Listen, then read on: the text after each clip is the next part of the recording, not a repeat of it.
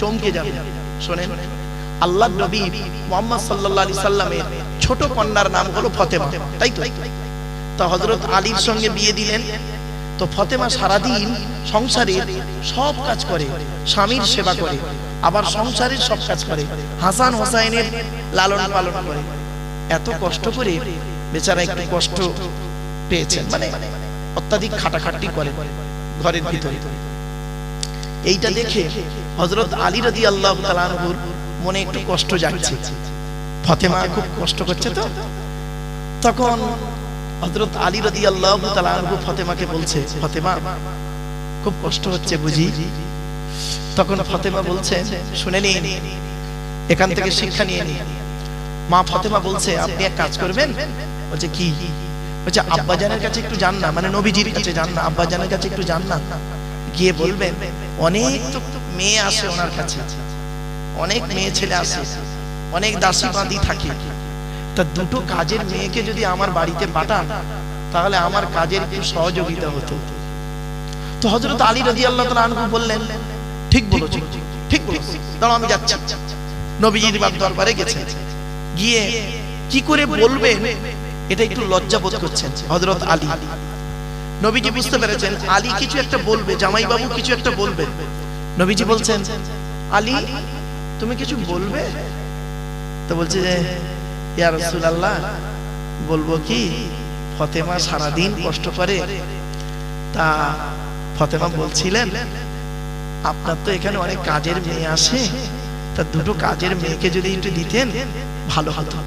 বুঝো, ফতেমা দুটো কাজের মেয়ে দিলে ওর সুবিধা হয়, তাই তো? আচ্ছা ঠিক আছে, যাও, আমি ফতেমার সঙ্গে কথা বলে নেবো, এখন যাও। ব্যাস, কিছুদিন পরে নবীজি ফতেমার বাড়ি এসে, শোনেন অবস্থা কোথায় দাঁড়াচ্ছে দেখো। ফতেমার বাড়ি এসে বলছে, মা তুমি সারাদিন খুব কষ্ট করো না, স্বামীর সেবা করো, ছেলেদের লালন পালন করো, নিজের পরিচর্যা করো, আল্লাহর ইবাদত করো, সবকিছু করো, তাই তো? তোমার দুটো কাজের মেয়ে দিলে খুব ভালো হয় না? বলছে জি। বলছে মা একটা কথা বলবো? বলছে কি? বলছে দুটো কাজের মেয়ে না দিয়ে, আচ্ছা কাজের মেয়ে দুটো কতদিন তোমার পাশে থাকবে? যতদিন তুমি তোমার মৃত্যুর আগ পর্যন্ত। মৃত্যু হয়ে গেলে কবরে কাজের মেয়ে উপকার করতে পারবে না, কিয়ামতের মাঠে কাজের মেয়ে উপকার করতে পারবে না। তাহলে কাজের মেয়ে লাগবে কতদিন? মা লাগবে মোটে এই পৃথিবীতে যে কদিন বেঁচে আছে। বলছে জি। তা বলছে দুটো কাজের মেয়ে না দিয়ে দুটো মূল্যবান জিনিস দেব, যে মূল্যবান জিনিস দুটি যদি তুমি আমল করো, পড়ো, সব সময় আমল করো, দুনিয়া তো সহযোগিতা করবে, কবরেও সহযোগিতা করবে, কিয়ামতের মাঠেও সহযোগিতা করবে, এমনকি মিজানের পাল্লা, মিজানের দাঁড়ি পাল্লাও সহযোগিতা হবে। বলছে ওই জিনিসটাই দেন, দুনিয়া কবর আখিরাত সবই যেটা লাগবে। বলছে মা শোনো, সারাদিন যখন কাজ করবে এই তাসবিহটা পড়বে, বুখারী শরীফের শেষ হাদিস এইটাই, সুবহানাল্লাহি ওয়া বিহামদিহি সুবহানাল্লাহিল আযীম, সুবহানাল্লাহি ওয়া বিহামদিহি সুবহানাল্লাহিল আযীম। মা তুমি এই তাসবিহটা সব সময় পড়তে থাকবে, দেখবে মহান আল্লাহ পাক তোমার সকল সমস্যা, সকল কষ্ট দূরীভূত করে দেবে। আপনি প্র্যাকটিক্যাল করবেন কাল থেকে। মা বোনদের বলে যাচ্ছি, মায়েরা মনে বাড়ি থেকে এই আমলটা করবেন, দেখবেন যেখানে, আপনাদেরও বলে যাচ্ছি, বিপদে পড়েছেন আল্লাহকে ডাকেন, সুবহানাল্লাহি ওয়া বিহামদিহি সুবহানাল্লাহিল আযীম, মনে মনে পড়তে থাকুন, দেখবেন প্র্যাকটিক্যাল করুন। আমি করে লাভ পেয়েছি, আপনাদের বলছি, আপনাদের বলছি আমি এই জন্য বাবা করবেন সব সময়। মা বোনদের বলে যাচ্ছি, সুবহানাল্লাহি ওয়া বিহামদিহি সুবহানাল্লাহিল আযীম শরীয়ত সম্মত হক কাজে লাগবে, ওই না হক কাজে নয়। চোর চুরি করতে যাচ্ছে আর এই দোয়া বলতে বলতে যাচ্ছে, বিপদ হয়ে যাবে তখন। ওটা কথা কথায় রাখো। চল চল, একটা যুবক ছেলেকে কেউ প্রেম করছে না, তো সারাক্ষণ ওইটা পড়ছে, মনে মনে বলছে আল্লাহ কোনো মেয়ে যদি আছে জুটে যায়। আরে আমার একটা মেয়েকে বলেছে, আর তার পেছনে বড় ভাই আসছিল, দিয়েছে কেলাটি ভালো করে। বুঝতে পারছেন? ওটা নয়, হকের উপরে, হক কাজ। আমি তো হাসির চলে কেন বলি, মাইন্ডটাকে ফ্রি করার জন্য। হক কাজে বলবেন, আল্লাহ সকল সমস্যার সমাধান দিয়ে দেবে। জোরে বলুন সুবহানাল্লাহ। আমার বাপেরা, চলো আজকে আমাদের আলোচনার বিষয়বস্তু কি? আজ আমরা আপনাদের কাছে আলোচনা রাখবো আল্লাহর কোরআনের একটি সূরা সংক্ষিপ্ত তাফসীর, সংক্ষিপ্ত আলোচনা রাখবো একটি সূরা। তার আগে বেশ কিছু কথা আপনাদের একটু শুনে নিতে হবে। আমি আলোচনার শুরুতেই মসজিদের কমিটি নিয়ে একটা কথা বলছিলাম না বাবা? বলুন না, বলেছি, রেগে যাবেন না বাবা। মসজিদ কার ঘর? আল্লাহর ঘর। কোরআন কার বাণী? আল্লাহর বাণী।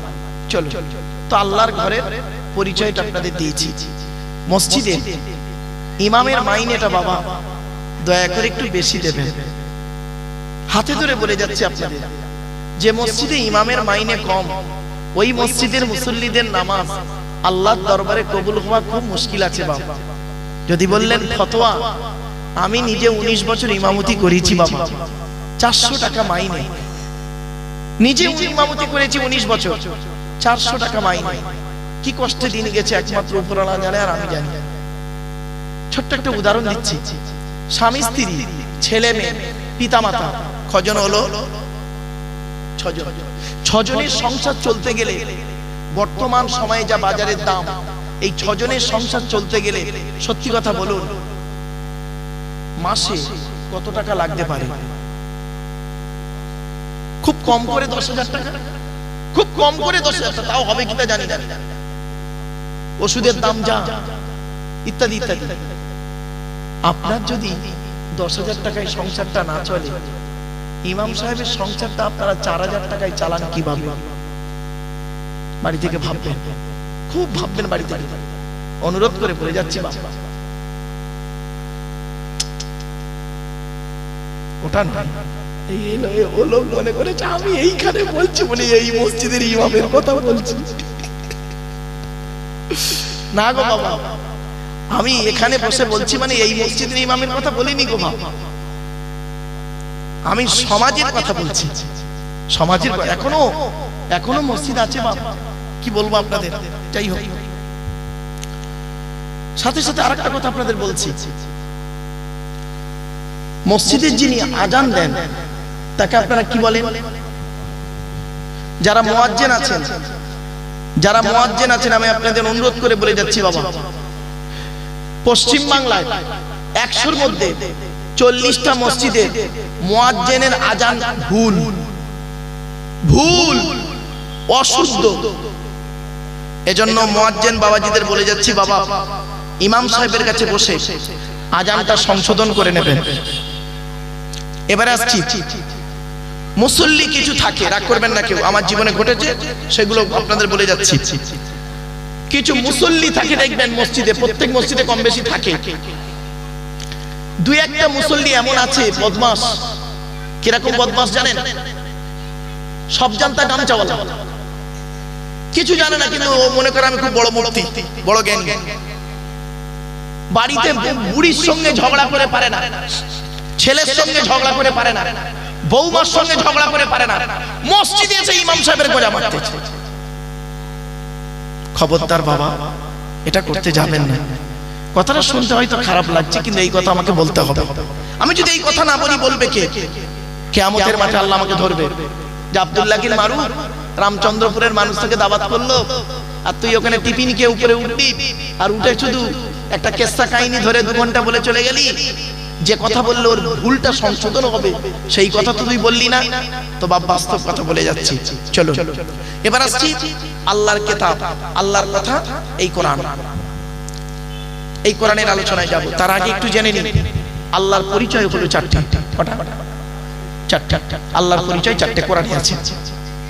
আল্লাহ নিজেই বলছেন, কুল, নবী তুমি বলো, হুয়াল্লাহু আহাদ, সে আল্লাহ হলেন একক। 2 নাম্বার, আল্লাহুস সামাদ, আল্লাহ হলেন অমুখপেক্ষী, আল্লাহ কারোর মুখপেক্ষী নন, সারা পৃথিবী তার মুখপেক্ষী। 3 নাম্বার, লাম ইয়ালিদ ওয়া লাম ইউলাদ, আল্লাহ কাউকে জন্ম দেয়নি, আল্লাহ কেউ জন্ম দেয়নি।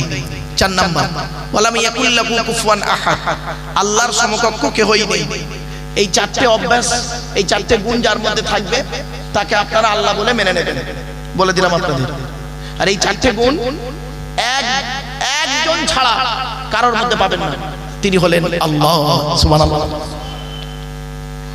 তিনি কি এক? এই চারটে গুণ। আচ্ছা, এই যে সূরাটি পড়লাম, এই সূরাটি আপনাদের অনেকের মুখস্থ নেই, বলুন না, তা পড়লাম কেন শুনেন। এটাই যে আল্লাহর চারটে পরিচয়, সেটা বলে দিলাম, বাংলা অর্থ করে দিলাম। এবার আসছি, এই চারটে আয়াত থেকে চারটে ধর্ম বেরিয়েছে, চারটে ধর্ম বেরিয়েছে, ইসলাম, ইহুদি, নাসারা, খ্রিস্টান আর মুশরিক, চারটে ধর্ম বেরিয়েছে এই চারটে আয়াত থেকে। এবার আসছি, এই সূরাটা পড়লে কি লাভ আছে, কেন পড়লেন? আল্লাহ নবী বলছেন, কোন ব্যক্তি যদি 3 বার সূরা ইখলাস পাঠ করে, কুল হুয়াল্লাহ সূরা পাঠ করে, কবার 3 বার যদি পাঠ করে, আল্লাহর নবী বলেছেন ওই ব্যক্তির নামায়, আমলনামায় 1 খতম কোরআন শরীফ পড়ার সওয়াব আল্লাহ লিখে দেয়।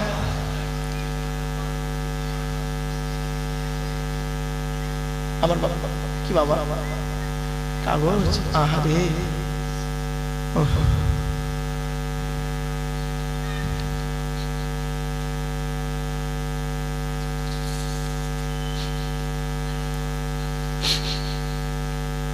আমি বলে দিচ্ছি বাবা, বলে দিচ্ছি, চিন্তা নেই বাবা, চলে।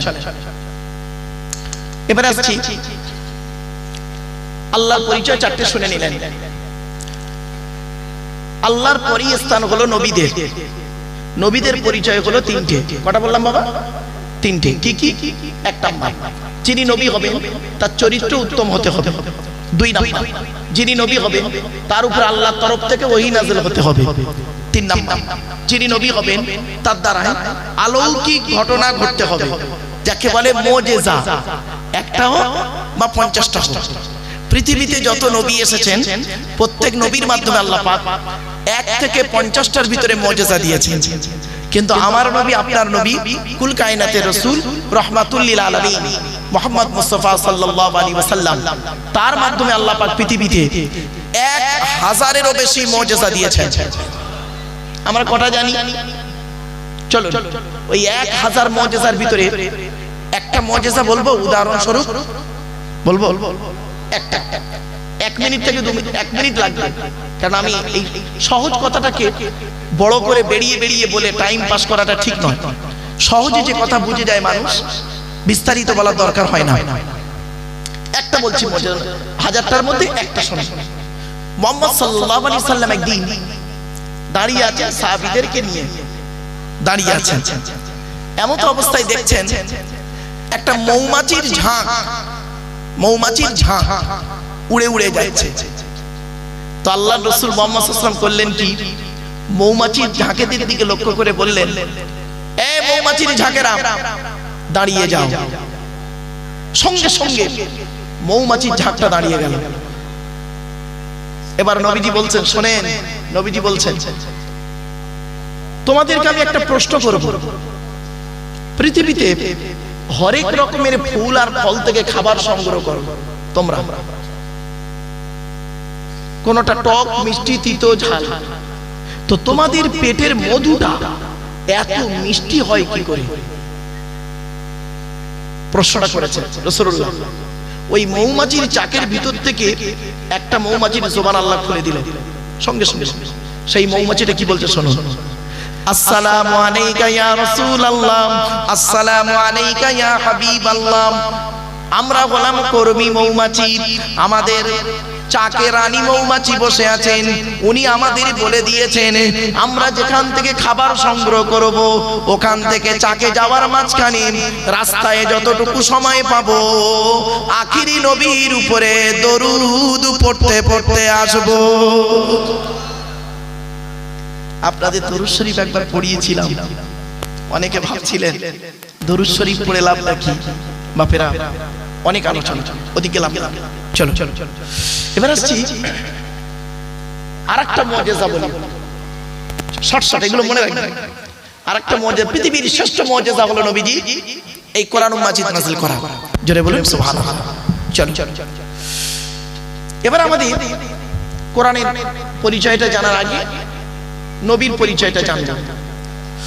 পৃথিবীতে নবী এসেছেন কত জানেন? 1,24,000। কত বললাম বাবা? এগুলো মনে রাখবেন। রসুল এসেছেন 313 অথবা 315 জন। কেতাব এসেছে 104টা।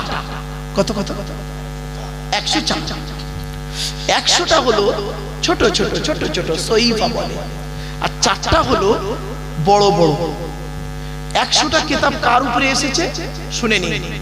আদম নবীর উপরে এসেছে 10টা, ইব্রাহিম নবীর উপরে এসেছে 10টা, ইদ্রিস নবীর উপরে এসেছে 30টা। তার কথা হলো বাবা 50।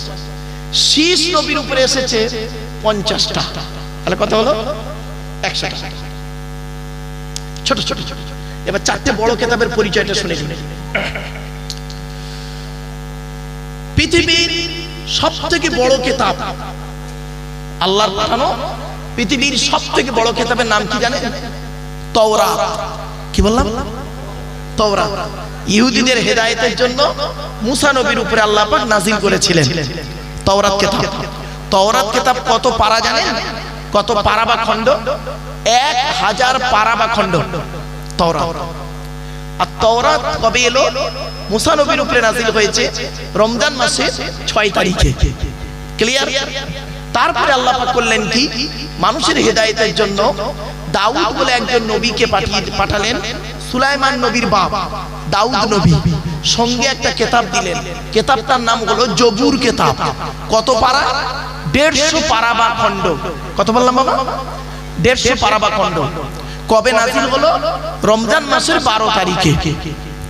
তারপরে আল্লাহ করলেন কি, মানুষের হেদায়েতের জন্য, সঠিক পথে চালনা করানোর জন্য সৃষ্টিকর্তা একটা ধর্মগ্রন্থ পাঠালেন, বুক পাঠালেন, সঙ্গে একটা গাইডার পাঠালেন। কিতাবটার নাম হলো ইনজিল। ইনজিল কিতাব কত পারা? 27 পারা। কত? 27 পারা। ইনজিল কিতাব নাজিল হলো ঈসা নবীর উপরে। কবে নাজিল হলো? রমজান মাসের 18 তারিখে। এখন বর্তমানে ইনজিল কিতাবটাকে যোহান, লুক, ডেভিড আর অনেকে ওই ব্যাখ্যা করতে করতে করতে করতে অরিজিনাল ইনজিলটাকে পরিবর্তন করে দিয়ে নাম দিল বাইবেল। তার দুটো ভাগ, ওল্ড টেস্টামেন্ট, নিউ টেস্টামেন্ট। চলো, সর্বশেষ কিতাবের নাম হলো কোরআন। আমার হাতেই রয়েছে। কত পারা? 30 পারা। এসেছে মুহাম্মদ সাল্লাল্লাহু আলাইহি ওয়াসাল্লামের উপরে। কবে নাজিল হলো? কোরআন নিজেই বলছে, ইন্না আনজালনাহু ফি লাইলাতিল কদর। কোরআন নাজিল হয়েছে লাইলাতুল কদরের রাতে। রাতটা কবে ছিল? 25-24 রমজান, 25 রাত। ক্লিয়ার? চলো, আমাদের আজকের আলোচনা হবে শেষ কিতাব আর শেষ নবী। আগে নবীটার পরিচয় দিই, তারপরে কিতাবের পরিচয় এসে ঢুকবো। শেষ নবীর পরিচয়টা কি? শেষ আমাদের নবীর নাম মুহাম্মদ মুস্তাফা সাল্লাল্লাহু আলাইহি ওয়াসাল্লাম। আচ্ছা, মুহাম্মদ সাল্লাল্লাহু আলাইহি ওয়াসাল্লাম কোন বংশে জন্মগ্রহণ করেছেন? কুরাইশ বংশে। কার নাম কুরাইশ? শুনে নিন। মুহাম্মাদের বাপের নাম আব্দুল্লাহ, আব্দুল্লাহর বাপের নাম আব্দুল মুত্তালিব, আব্দুল মুত্তালিবের বাপের নাম আব্দে মান্নাফ, আব্দে মান্নাফের বাপের নাম হাশেম, হাশেমের বাপের নাম কুসাই, কুসাইয়ের বাপের নাম কিলাব, কিলাবের বাপের নাম মুররা, মুরার বাপের নাম লুবাই, লুবাইয়ের বাপের নাম কাব, কাবের বাপের নাম গালিব, গালিবের বাপের নাম ফিগির, ফিগির থেকে কুরাইশ বংশ এসেছে। নবীর বাপের নাম আব্দুল্লাহ, মায়ের নাম আমিনা, দাদার নাম আব্দুল মুত্তালিব, দাদির নামটা কি? নেতিলা বিনতে খব্বাব ব্র্যাকেটে ফাতেমা, কেউ বলেছেন সামিরা। নবীর নানার নাম হলো আব্দুল ওয়াহাব জুহরি, নবীর নানির নাম হলো বারিদা বা বাররা, নবীর দুধবার নাম হলো হালিমা, নবীর দুধ বাপের নাম হলো হারেস, নবীর দুধ ভাইয়ের নাম হলো আব্দুল্লাহ। নবীর বাপের নাম আব্দুল্লাহ, নবীর দুধ ভাইয়ের নাম আব্দুল্লাহ। দুটো যেন এক করে ফেলবেন না।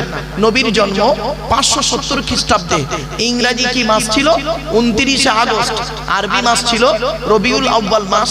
12 তারিখ মতান্তরে 9 তারিখ সোমবার শবে সাদেকের সময় আরবের মক্কা নগরী কুরাইশ বংশে নবীর জন্ম। নবীর বাপেরা হলো 10 ভাই, নবীর মায়েরা হলো 19 বোন। সুবহানাল্লাহ, একটু বলাও গেল না?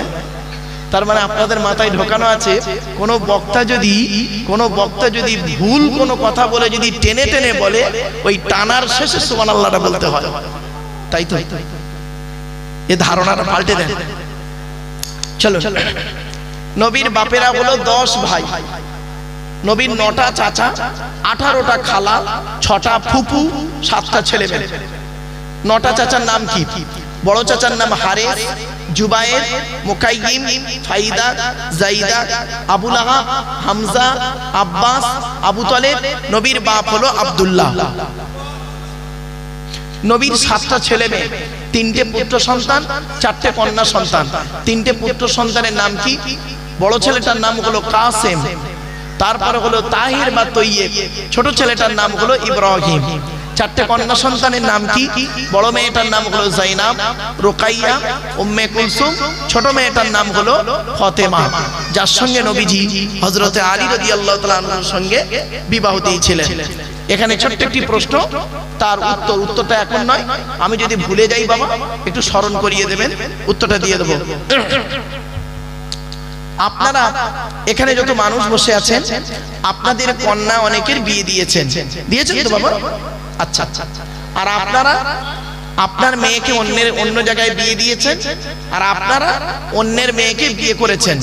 সুতরাং একদিকে হলেন আপনারা জামাই, আমরা হলাম জামাই, আবার একদিকে হলাম শ্বশুর, তাই তো নাকি? চলো, আপনি আপনার মেয়েকে যখন বিবাহ দিয়েছিলেন তখন কি কি মেয়েকে দিয়েছিলেন আর কি কি বলেছিলেন? আর নবীজি তার মেয়ে ফাতেমাকে হযরতে আলীর সঙ্গে বিবাহ দিলেন, কি কি দিয়েছিলেন, কি কি বলেছিলেন? এগুলো মাথায় রাখবেন, এগুলো মাথায় রাখবেন। আপনি দিয়েছেন কি কি আর কি বলেছেন মেয়েকে, আর নবীজি দিয়েছেন কি কি, কি বলেছেন নবীজি তার মেয়েকে। ভাবতে পারবেন না বাবা? আমি যদি ভুলেও যাই আমাকে একটু স্মরণ করিয়ে দেবেন।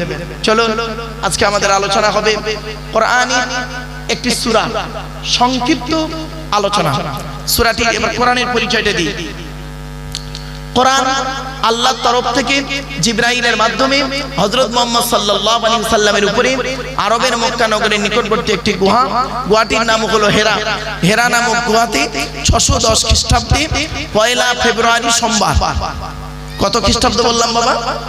610 খ্রিস্টাব্দে 1 ফেব্রুয়ারি সোমবার কোরআনের প্রথম আয়াত নাযিল হলো, ইকরা, রিড, পড়ো পড়ো পড়ো। আপনারা জানেন এই কোরআনে আছে বিভিন্ন দিক থেকে, বিভিন্ন অ্যাঙ্গেলে, বিভিন্ন দিক থেকে কোরআনে আছে 82 জায়গায় নামাজের কথা, 92 জায়গায় আছে লেখাপড়ার কথা। তো কোন সংখ্যাটা বেশি, 82 না 92? তাহলে লেখাপড়ায় পিছিয়ে কেন? বাড়িতে একটু ভাবুন। আল্লাহ নবী বলেছেন, উতলুবুল ইলমা মিনাল মাহদি ইলাল লাহাদ, দোলনা থেকে নিয়ে কবর পর্যন্ত লেখাপড়া শেখো। আপনি লেখাপড়ায় পিছিয়ে কেন? কেন আপনার মেয়েটাকে 18 বছর আগে বিয়ে দিচ্ছেন, তাকে লেখাপড়া না শিখিয়ে? কেন আপনার ছেলেকে লেখাপড়া শেখাচ্ছেন না? এই অনুরোধ আপনাদের কাছে করে গেলাম। ছেলে মেয়েদেরকে সুশিক্ষায় শিক্ষিত করো, আর সাথে সাথে ছেলেদেরকে যেমন মাধ্যমিক, উচ্চ মাধ্যমিক, বিএ পাস, এমএ পাস, আলেম, হাফেজ, মাস্টার, ডাক্তার, ইঞ্জিনিয়ার, প্রফেসর করাচ্ছেন, সাথে সাথে মেয়েদেরকে মাধ্যমিক, উচ্চ মাধ্যমিক, বিএ পাস, এমএ পাস, আলেমা, হাফেজা করাবেন। কারণ কি জানেন, ইংরেজিতে একটা কথা আছে, one mother's is equal to 100 teacher. একটা মা হলো 100 জন শিক্ষকের সমতুল্য। একজন পুরুষ যদি শিক্ষিত হয় সে কেবল নিজেই শিক্ষিত হয়, একজন নারী যদি শিক্ষিত হয় গোটা পরিবারটা শিক্ষিত হয়। ঠিক না বেঠিক? এজন্য আপনাদেরকে বলে যাচ্ছি, আপনারা এখান থেকে কিছু শিক্ষা নিয়ে যান, নিয়ে গিয়ে বাড়িতে গিয়ে আপনার মেয়েকে, আপনার মাকে, আপনার বোনকে, আপনার স্ত্রীকে শেখানোর চেষ্টা করবেন। রাসূলের হাদিসগুলো আপনাদের কাছে একটা একটা করে তুলে ধরছি। কোরআনই আছে, এবার কোরআনের ভিতরে কি আছে 30টা পারা, 540টা রুকু, 114টা সূরা, 14 থেকে 15 খানা সাজদা, 7টা মানজিল, 8 থেকে 12 খানা সাক্তা, 6666টা আয়াত, কেউ বলেছেন 6236টা আয়াত, 3,23,215টা অক্ষর। এই কোরআন 22 বছর 9 মাস কয়েকদিন, কম বেশি 23 বছর ধরে কোন ঘটনাকে কেন্দ্র করে, কোন ব্যক্তিকে কেন্দ্র করে, কোন বস্তুকে কেন্দ্র করে, কোন জায়গাকে কেন্দ্র করে কোরআনের আয়াতগুলো নাজিল হয়েছে। 6000 আয়াত নাজিল হয়েছে, 12,000 জায়গায় নাজিল হয়েছে। জোরে বলুন সুবহানাল্লাহ। তো আমার বাপেরা, আজকে যে সূরাটির আলোচনা করব সেই সূরাটির নাম আপনাদের বলবো। তার আগে আপনাদেরকে যে একটি প্রশ্নের উত্তর জানতে চাই, সেটি হলো কি জানেন? আচ্ছা, আমার যত শ্রোতা এখানে বসে আছেন বা দাঁড়িয়ে আছেন, পুরুষ শ্রোতা বেশি না মহিলা শ্রোতা বেশি? বাবা একটু বলবেন, বাবার একটু বলেন না। আমার মা বোনরা বেশি এসেছেন নাকি? তো আজকের কোরআনের এমন একটা সূরাকে নির্বাচন করা হোক যে সূরার ভিতরে পুরুষের আলোচনাও আছে আর নারীদের আলোচনাও অধিক আছে, এরকম একটা সূরা নির্বাচন হোক। বলুন না, একটু কথা বলুন। চলো তাহলে একটা সূরাই নিলাম। সূরাটি 28 পারায় আছে। সূরাটির দুটো রুকু আছে। সূরাটির ভিতরে 8 জন মহিলার আলোচনা আছে। কজন? 8 জন মহিলার আলোচনা আছে সূরাটির ভিতরে। সূরাটির ভিতরে কিছু শিক্ষণীয় কথা আছে যেগুলো আমাদের খুবই প্রয়োজন জানা, বোঝার এবং আমল করা। মা বোনেদেরকে বলছি, মায়েরা বোনেরা, আপনারা এই সূরাটিকে একটু মূল্যায়ন করবেন এবং এই সূরাটিকে একটু নিয়ে চিন্তা ভাবনা করবেন।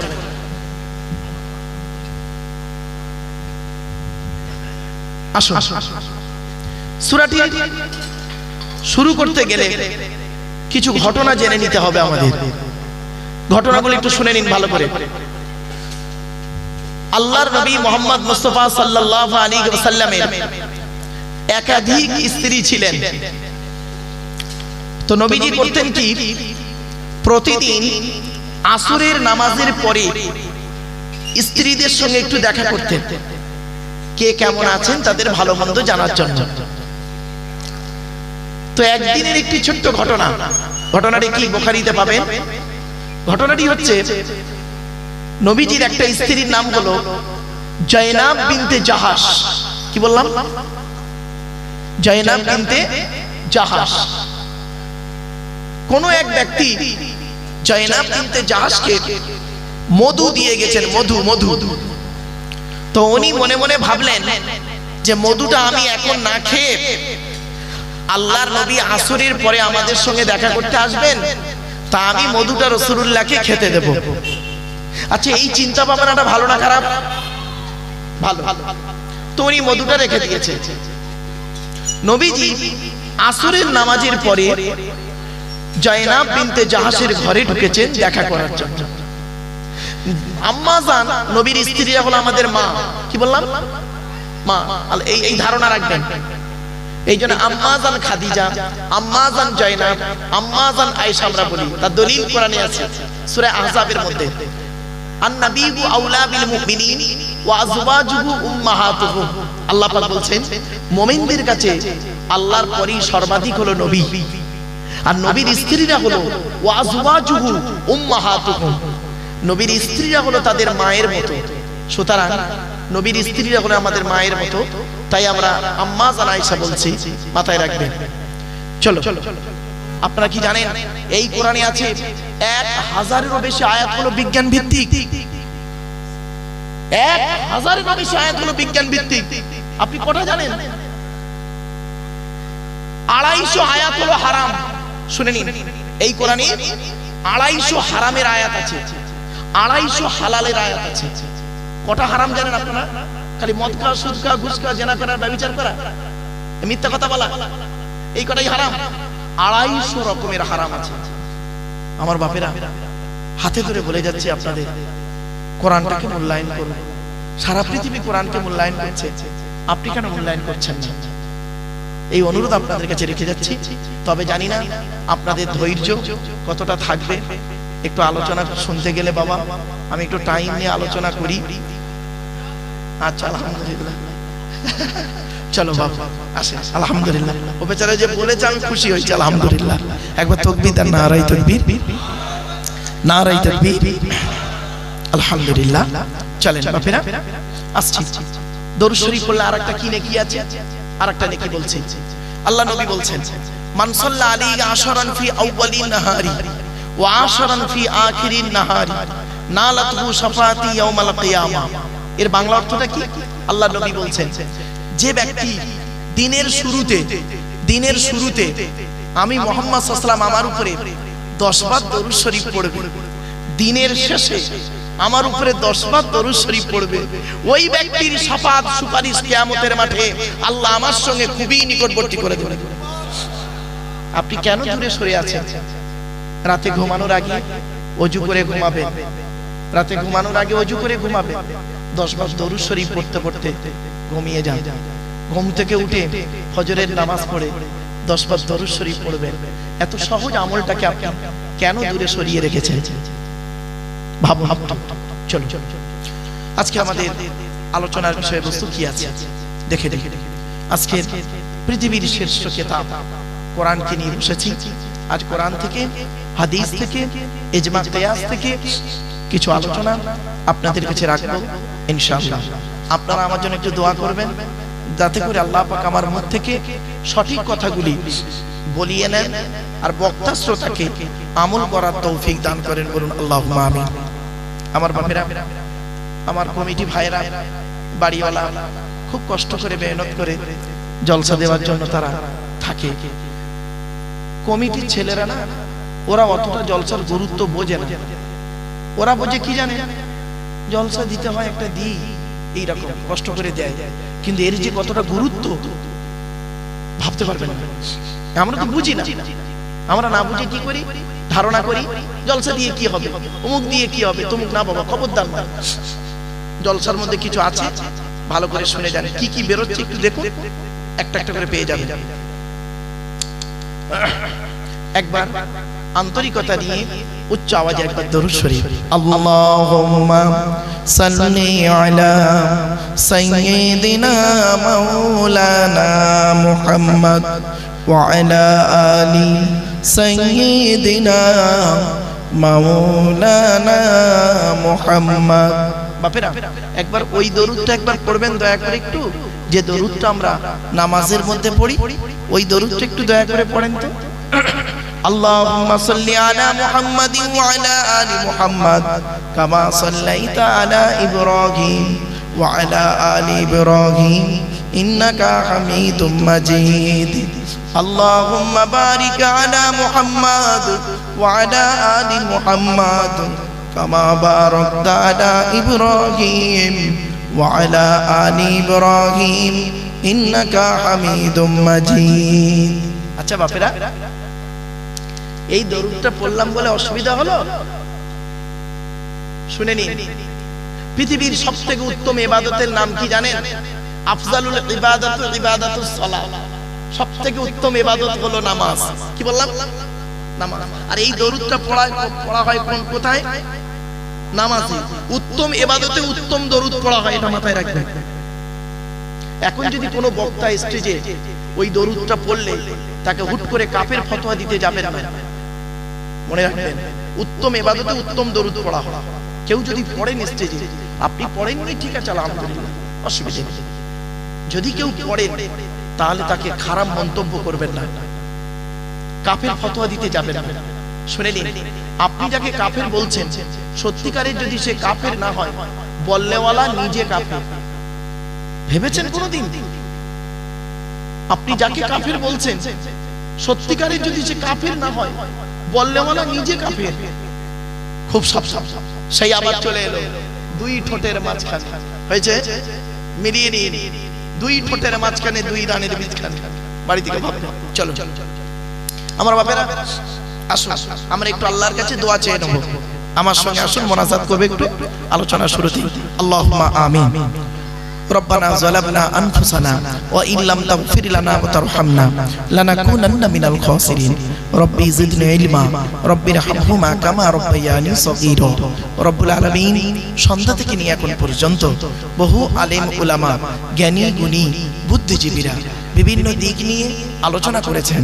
আমি অদম গুনাহগার, তেমন তো কিছুই জানি না, আমার নিজস্ব বলার কোনো ক্ষমতাই নেই। সুবহানাকা লা ইলমা লানা ইল্লা মা আল্লামতানা ইন্নাকা আনতাল আলিমুল হাকীম। রব্বুল আলামিন যা কিছু বলাবেন, শোনাবেন, পড়াবেন, আল্লাহ আমাদের আমল করার তৌফিক দান করুন। রব্বুল আলামিন এই জলসা যে সমস্ত বাবাজিরা, যুবক ভাইরা, স্নেহের কচি কচি বাচ্চারা, মা বোনেরা শ্রম দিয়েছেন, অর্থ দিয়েছেন, সময় দিয়েছেন, বিভিন্ন দিক থেকে সহযোগিতা করেছেন, করছেন এবং করবেন, কিয়ামতের দিন মুসিবতের সময় আরশের তলায় ছায়াদান করুন। এই জলসার সভাপতি, সেক্রেটারি, কেশিয়ার কমিটি, বক্তা, শ্রোতা, আমার বাড়িওয়ালা ভাই বড় কষ্ট করে মেহনত করে এতে সহযোগিতা করেছেন। আল্লাহ সকলের দানকে কবুল করে নিন, হালাল মাল থেকে তাবারককে কবুল করে নিন। ওগো আল্লাহ, কোরআন, হাদিস, ইজমা, কিয়াস থেকে সঠিক কথাগুলি আমার মুখ থেকে বলিয়ে নেবেন, বক্তা শ্রোতাকে আমল করার তৌফিক দেবেন। রব্বি ইশরাহ লি সাদরি ওয়া ইয়াসসির লি আমরি ওয়াহলুল উকদাতাম মিন লিসানি ইয়াফকাহু কওলি। আল্লাহুম্মা ইন্না নাসআলুকা ইলমান নাফিআ ওয়া আমালান মুতাকাব্বালা ওয়া রিজকান হাসানা ওয়া হালালান তাইয়্যিবা। সুবহানা রাব্বিকা রাব্বিল ইজ্জাতি আম্মা ইয়াসিফুন ওয়া সালামুন আলাল মুরসালিন ওয়ালহামদুলিল্লাহি রাব্বিল আলামিন। ওয়াজআল আখিরা কালামিনা ইনদাল মাউতি লা ইলাহা ইল্লাল্লাহু মুহাম্মাদুর রাসূলুল্লাহ। সদরে জলসা মুআজ্জাজ মুকাররম সুধী সম্মানিত শ্রোতা মণ্ডলী, বয়োজ্যেষ্ঠ, সমবয়স্ক, দিন দরদি, ইসলাম দরদি, মুমিন, মুত্তাকি, মুসলমান, সালেহ, নেককার, আল্লাহওয়ালা বাবাজিরা, আমার যুবক ভাইরা, স্নেহের কচি কচি বাচ্চারা, পর্দার অন্তরালে পর্দানসীনা ধার্মিকা, স্নেহময়ী, মমতাময়ী আমার মা ও বোনেরা, তারও সাথে জানাই আমার আওয়াজ শ্রবণকারী মুসলিম অমুসলিম সমস্ত জাতির মানুষেরা, মহান আল্লাহ পাকের দরবারে শুকরিয়া আদায় করি যে রব্বুল আলামিন আমাকে আপনাকে বসিয়েছেন সেই ইশার নামাজের পর থেকে নিয়ে কিছুক্ষণ কোরআন হাদিসের কথা আলোচনা, বোঝার, শোনার উদ্দেশ্য নিয়ে, আমল করার নিয়ত নিয়ে সেই পরওয়ারদিগার বেনিয়াজের দরবারে প্রাণ খুলে ভক্তি ভরে উচ্চ আওয়াজে একবার শুকরিয়া আদায় করি, বলুন আলহামদুলিল্লাহ।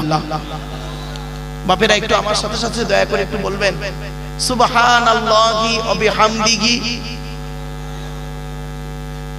সুবহানাল্লাহিল আযীম।